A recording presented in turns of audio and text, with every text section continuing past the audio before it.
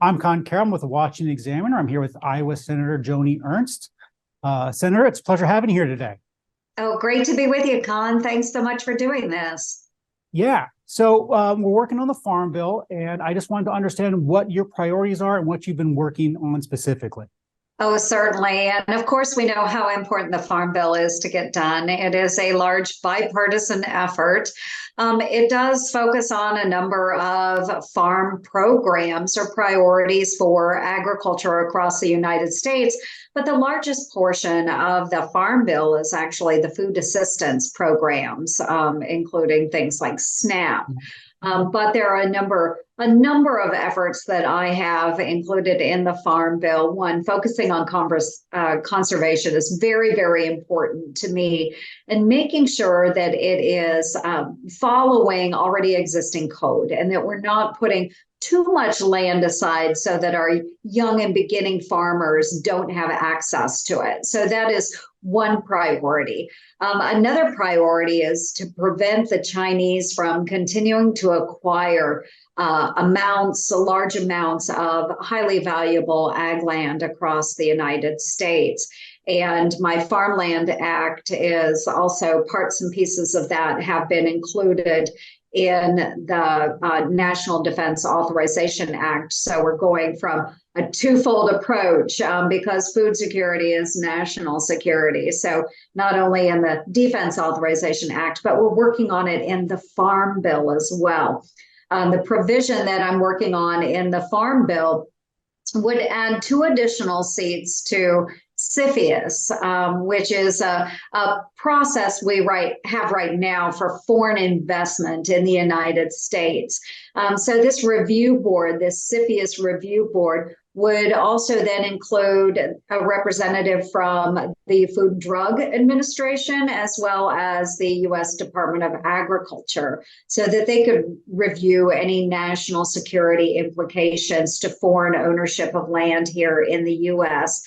And so it would be triggered anytime there's a purchase of over 320 acres of land.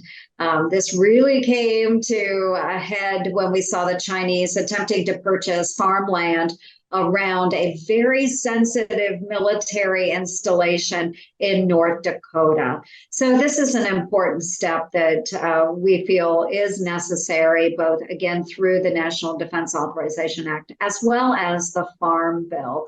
But then we also want to make sure that we are not only conserving American ag land, but that we're conserving taxpayer dollars. And so making sure that any fraudulent payments that have been made through SNAP, that we're able to get those back and then not include future payments that we know are fraudulent. So we have to be smart about the way we're moving ahead in the Farm Bill, and those are a few efforts that I'm engaged in. Now, I've seen some standalone bills on the China land acquisition, and I noticed those are mostly partisan. Is your effort on the NDAA and the Farm Bill, is that bipartisan?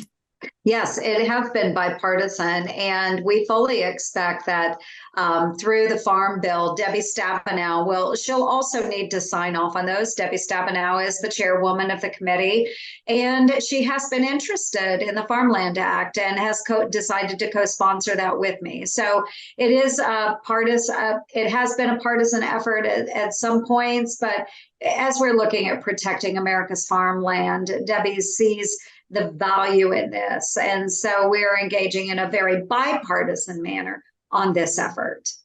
Now, when do you expect the Farm Bill to get done? I know they have a busy calendar when you get back.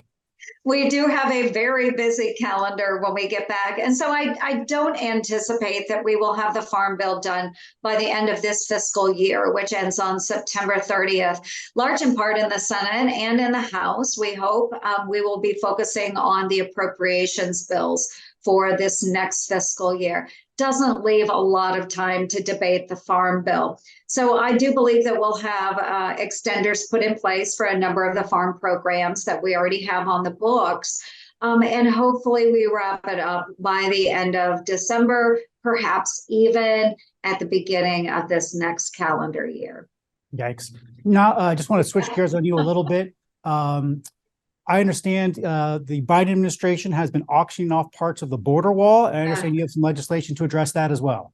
Yes, exactly. And I'm very disheartened about this. We have, as US taxpayers, already spent our dollars on these materials that are laying there unused in the desert. These are materials that were purchased in the Trump administration to build the southern border wall. And unfortunately, the Biden administration has canceled all of those efforts. And what we have seen and discovered in the last few weeks is that the Biden administration is actually taking those unused materials and they are attempting to auction off those materials for pennies on the dollar. So we're very frustrated by this. But the Build It Act that I have engaged in, and as well as the Finish Act, but the Build It Act, I was the lead sponsor of this bill, would take those unused materials and allow them to be transferred from the federal government to the states. So if the states want to finish building their own border wall along the southern border, we could allow them to do that. Again, these are taxpayer dollars that went towards these materials. And for heaven's sakes, why not allow the taxpayers then to go ahead and finish building sections of that wall? So we have a number of efforts there. Unfortunately, we're not getting support necessarily from our Democratic counterparts with these initiatives.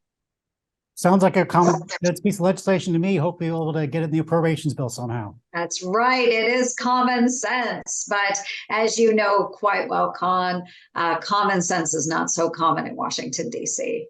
Unfortunately not. Thank you so much for your time, Senator. Thanks, Con.